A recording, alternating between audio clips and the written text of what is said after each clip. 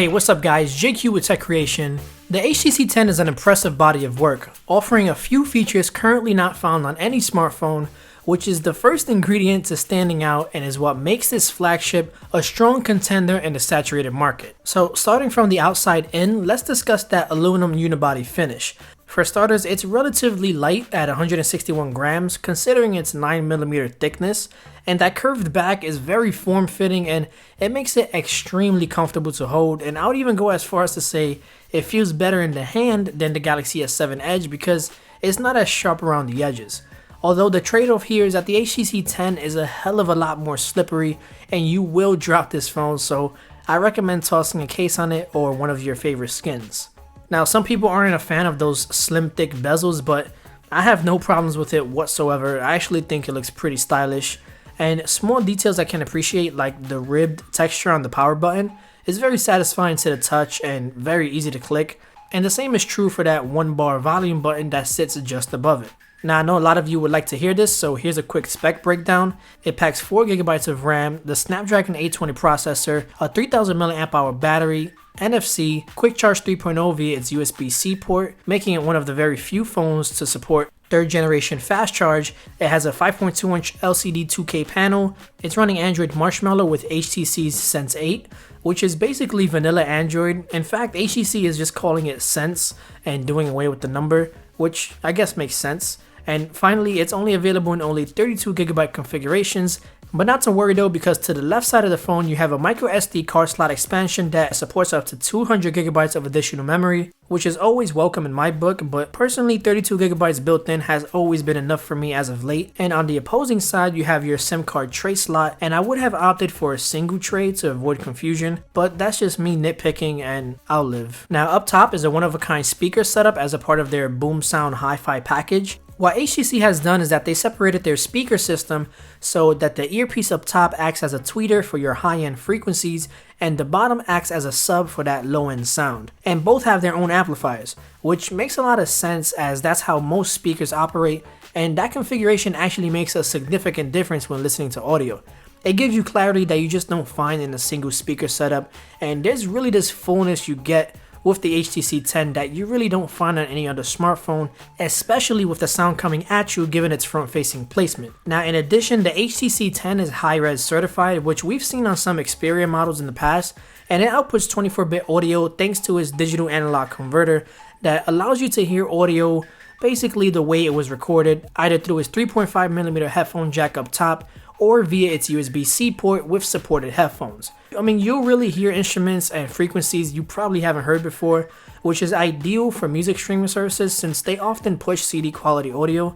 Granted, the difference in sound is very subtle and it'll probably go unnoticed to the untrained ear, and I'm no audiophile or anything, but I know good sound when I hear it, and the HTC 10 brings it. You can also toggle between Boomsound profiles that best suit your taste, and let me just say music mode sounds legit and I recommend you give it a shot. Now their fingerprint scanner is stupid fast, although I still prefer side mounted as I find it to be a bit more ergonomic. It's not the end of the world and I really can't complain about the speeds. The scanner is also your home button and a touch capacitive one at that, which is something I've always wanted to see. You know, get rid of the buttons, the less moving parts the better. So thanks HTC for that one. The only minor drawback here that was a little annoying was having the screen wake up every time I accidentally touched the home button while I was holding it or just anytime it was in my pocket. But good thing that's a feature that can be turned on or off, so I did just that. Now the HTC 10 is the first smartphone to support dual OIS, optical image stabilization, meaning that both the 12MP f1.8 camera on the back and the 5MP 1080p camera up front both have optical image stabilization built in, so the lens is physically moving to stabilize itself. And I'll be the first one to admit I don't care too much about front-facing OIS, mostly because I'm not a big selfie person, but I definitely respect the move there, and from what I've seen, it does a pretty decent job. So what about the cameras? The HTC 10 has a great rear-facing camera. Admittingly, it's not the best, but it's great. Only because on occasion this camera sometimes overexposed shots that didn't need to be, even in HDR mode, and I've seen better low light performance, especially when it came to focusing and the consistency in results. Some were great, some weren't,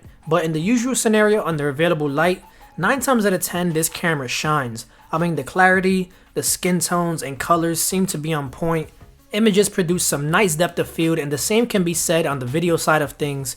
4K handheld footage was gorgeous. I really enjoyed the quality this guy puts out, and I think HTC has done a great job in playing catch up to the competition. Now the camera app itself is pretty simple. There's not too much going on. It packs features that you can find on almost any smartphone now, the panorama, selfie mode, pro settings, etc. And there's also this mode called Zoe Camera, which is basically the motion photo feature from the iPhone. Instead, that it captures 3 seconds of video after you snap a photo rather than before. I would just write that off as a gimmick. I personally never use that feature on the iPhone, and personally would never use it on this phone. I've been fine shooting on auto, and I'll just keep it there and call it a day. Now this 2K display is one of the best that I've seen. As cliche as this sounds, playing back video and viewing images on this phone is sharp and colorful. As far as viewing angles go, it has a bit of this warm tint to it that you might not catch on camera. For me, it's a non-issue, but I know some of you out there who care about that stuff, so I thought it was worth the mention. Now on the topic of the screen, the touch responsiveness always feels 2 steps ahead. It's so damn fast. I mean, you typically see these kind of speeds on third-party Android launchers, and for those who are familiar, to give you an idea, it almost feels like developer options is enabled and the animations were sped up. That's due to its 4GB of RAM, its RAM management, Android optimization, and HTC removing a ton of bloatware and background resources, giving you an almost stock Android experience, and this is the result. There's not too much going on with the software. They really did some cleaning up here. The only thing extra here is the HTC themes. So similar to Samsung, you can browse a library of themes from HTC and publishers from all sorts of styles and modify their individual elements if you choose to do so. And one feature that HTC expresses is freestyle layouts. This allows your home screens to become a placement-free grid, giving you the ability to toss stuff wherever you like and express your creativity via stickers, and you can link those stickers to specific apps, etc. And I'll admit, my gimmicky radar went off for a second, but then I found a few that look pretty hot. For example, this black and red car theme I think looks pretty sick. And by the way, those freestyle themes can also be viewed in the classic layout as well. And then of course you still have your blink feed available that aggregates news and social. I don't use it, and good thing you can always turn it off. Now as far as the battery held up pretty well. It's not the best. I still think the S7 Edge holds that title, but it's gotten me through a full days of usage. I felt pretty comfortable using it, and I've never had to worry about scrambling towards the charger. And besides, it's easy to know that it's already Quick Charge 3.0 enabled if needed. So final thoughts, in my opinion, this is one hell of a phone.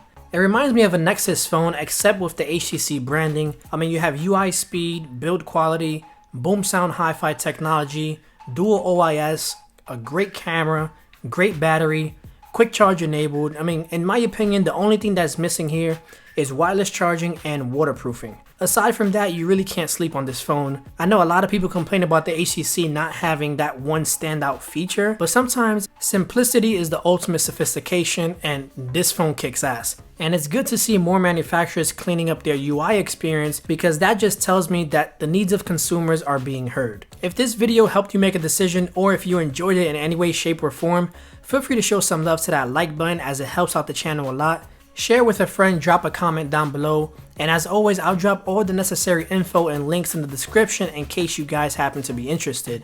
If you're new to the channel, be sure to subscribe for some awesome tech videos every week. I want to thank each and every one of you guys for watching, and I'll see you in the next video. Later.